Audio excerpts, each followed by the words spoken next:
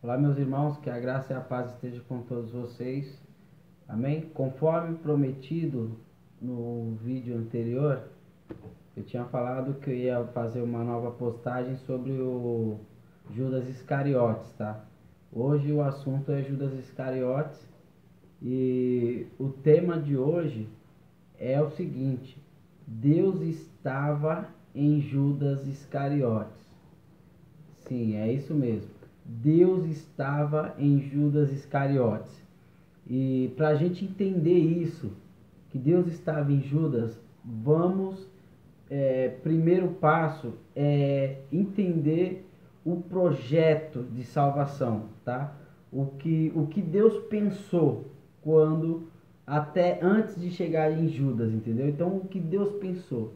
Então, amado, primeiro ponto, a gente tem que saber, para a gente hoje falar sobre isso é muito fácil. O difícil era entender isso para eles, para os apóstolos entender o plano de salvação, tá? Mas para a gente está mais fácil. Então vamos, vamos entender primeiro. Primeiro passo, Jesus tinha que morrer. Mateus 16, 21. Mateus 16, 21 diz assim: Desde então começou Jesus a mostrar aos seus discípulos que convinha ir a Jerusalém e padecer muito dos anciões e dos principais dos sacerdotes, dos escribas, e ser morto e ressuscitar ao terceiro dia. Amado, Jesus disse aos seus discípulos que ele tinha que morrer, entendeu? Jesus sabia que desde o início que o projeto de Deus era a morte de Jesus, tá bom? Desde antigamente, desde Moisés, os profetas já vinha falando que Jesus tinha que morrer. Vamos ler Atos capítulo 26. Atos capítulo 26. Você vai entender, amados, que Deus estava em Judas, porque do momento que você entender que Jesus tinha que morrer pelo projeto de Deus, que Deus tinha pensado isso, você já vai entender que Deus estava em Judas. Então, se Jesus disse aos discípulos, acabamos de ler, que ele tinha que morrer, vamos ler, Jesus sabia disso. Isso é claro, isso é fato. Jesus sabia que ele tinha que morrer. Então, Atos 26, 22, diz assim, ó, presta atenção, amados, que desde antigamente os profetas já falavam que o Cristo tinha que morrer, que o projeto de Deus era que o Cristo morresse. Vamos ler Atos 26, 22. Mas alcançando o socorro de Deus, ainda até o dia de hoje, permaneço dando testemunho tanto a pequenos como a grandes, Paulo dizendo nada mais do que os profetas e Moisés disseram que devia acontecer. Quem falou? Moisés e os profetas. Falou o que? No 23. Isto é, que Cristo devia padecer, sendo o primeiro da ressurreição dos mortos. Tá bom? Então, desde Moisés, os profetas, todos sabiam que Jesus tinha que morrer. E Jesus começou a falar que ele tinha que morrer. Então, Pedro não sabia, provavelmente que Pedro não conhecia as escrituras, porque Moisés falava que o Cristo tinha que morrer e os profetas também falavam. E Pedro não entendeu. Vamos voltar em Mateus 16. Pedro não entendeu a vontade de Deus. Mateus 16, 21. O que diz lá?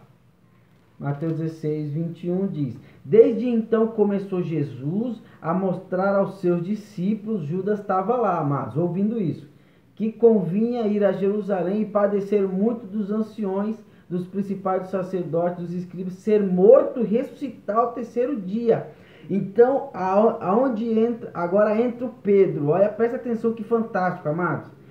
se Moisés tinha falado que Cristo tinha que morrer, e todos os profetas disseram isso também, Pedro tinha que saber também que Cristo tinha que morrer. Então Jesus tinha acabado de falar, eu tenho que morrer, conforme os profetas falaram. Pedro disse o quê? Vamos ler Mateus 16, 22. E Pedro, tomando-o à parte, começou a repreendê-lo, dizendo: Senhor, tem compaixão de ti mesmo, e de modo nenhum te acontecerá isso. Pedro não conhecia as Escrituras. E o que ele teve que ouvir de Jesus?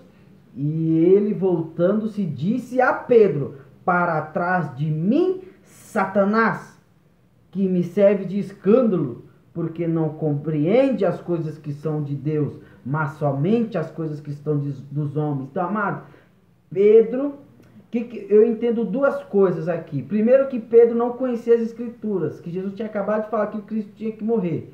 E o segundo é que a vontade de Satanás era manter Jesus vivo. Por quê? Jesus estando vivo, a morte não aconteceria, nem a ressurreição. Logo, não haveria chance para ninguém. Amados, quem entendeu a revelação de tudo isso, amados? Quem entendeu? Quem entendeu que Cristo tinha que morrer? Quem entendeu que Jesus tinha que morrer para resgatar o seu povo, para derramar o seu sangue, comprar a humanidade? Quem entendeu? Exatamente ele, Judas Iscariotes. Muito provável, amados, acredite se quiser, vou provar nas Escrituras, muito provável que Judas conhecia as Escrituras e sabia que Jesus tinha que morrer. E vou mostrar que Deus estava em Judas. Como que eu vou mostrar? Quer ver? Marcos, Deus estava em Judas, primeiro ponto, porque quem chamou Judas foi Jesus. Marcos 3, abre na sua Bíblia. Marcos 3, versículo 13, diz assim, ó. E subiu ao monte e chamou para si os que ele quis. Olha que fantástico. Jesus chamou para ele o que ele quis. E ponto e vírgula, e vieram a ele. Fantástico, irmão. Quem chamou os apóstolos? Foi Jesus. Chamou quem ele quis. E eles vieram até ele. Entendeu? Logo, Jesus estava sim, Judas estava sim na vontade de Deus. Então você vai ler o nome dos discípulos no versículo 19, diz: e Judas Iscariotes, o que o entregou. Amados, prestam atenção. Entregar não é o mesmo que trair. Judas entregou Jesus. Judas não traiu Jesus. Judas entregou, porque Judas entendeu que Jesus tinha que morrer em Jerusalém, porque Jesus tinha acabado de falar. Amados, presta atenção. Se Satanás queria, Jesus disse a Pedro: para trás de mim, Satanás, que não sabe das coisas de Deus. Então, se as coisas de Deus a vontade de Deus era Cristo morto, então Judas estava na vontade, 100% na vontade de Deus. Por quê? Jesus disse a Pedro: para trás de mim, Satanás. Então, muito provável, Judas estava com Deus. Deus estava em Judas. Então, diz aqui o 19: Judas Iscariotes, o que o entregou. Amados, a vontade de Deus era entregar o seu filho. Não era a vontade de Judas entregar Jesus. Era a vontade de Deus. Romanos 8,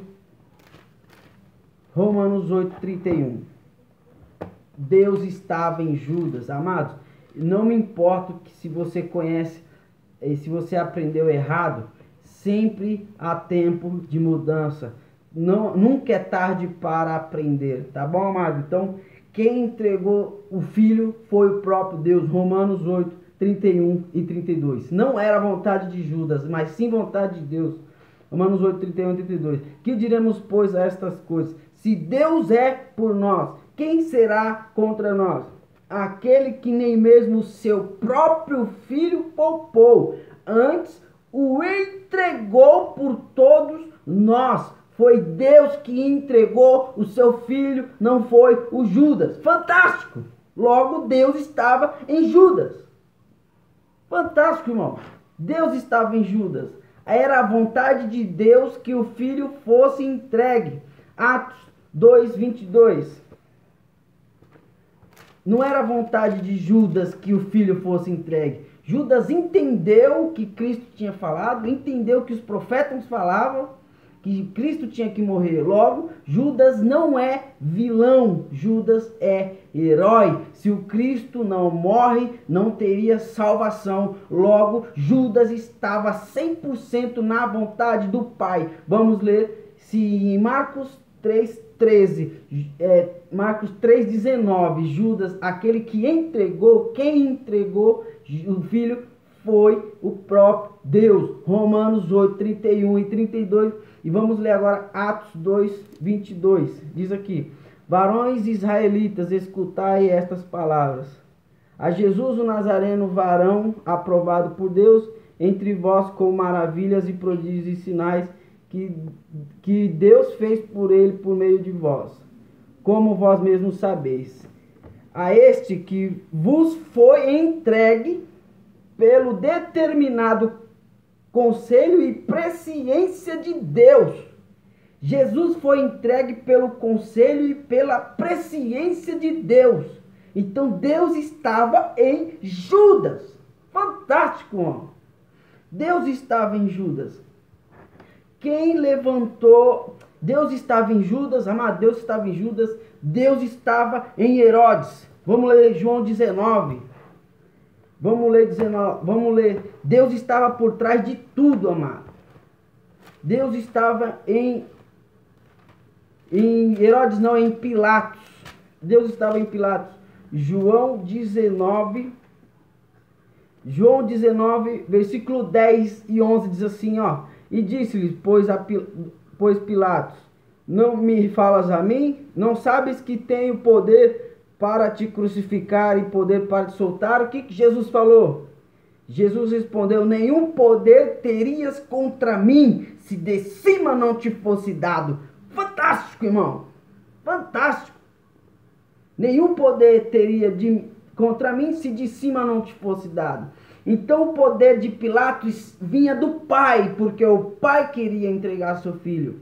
Então, todos foram levantados por Deus e Deus estava em todos.